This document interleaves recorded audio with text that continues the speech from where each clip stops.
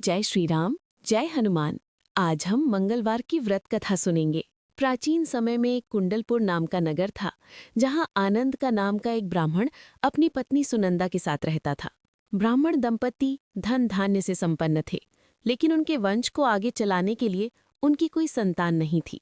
इस वजह से ब्राह्मण हनुमान जी की पूजा अर्चना के लिए जंगल की ओर प्रस्थान कर गया, और वहीं ब्राह्मण की पत्नी ने घर पर ही बजरंगबली की पूजा अर्चना करना शुरू कर दिया।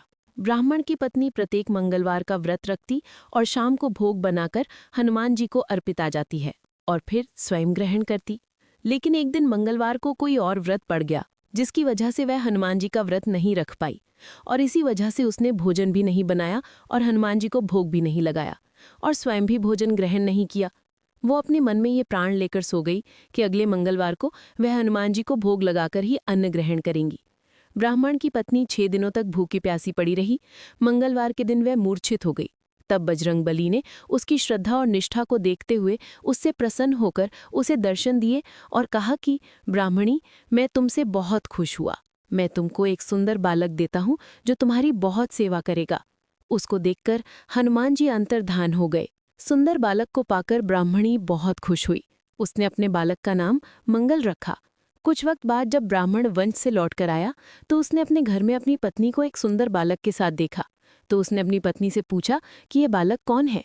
पत्नी ने कहा कि मंगलवार को व्रत करने से हनुमान जी ने प्रसन्न होकर मुझे ये बालक दिया है।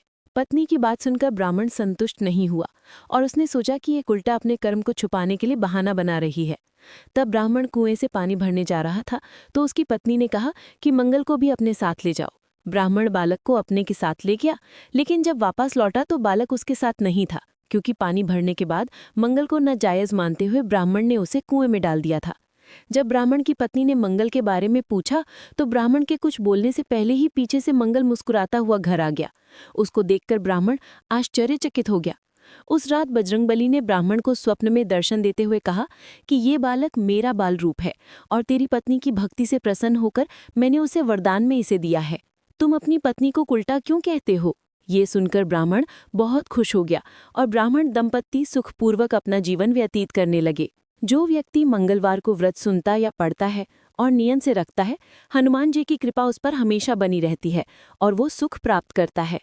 ऐसी और कहानियों के लिए हमारे चैनल भक्ति ज्ञान को सब्सक्राइब करें और इस वीडियो को लाइक करें। धन्यवाद।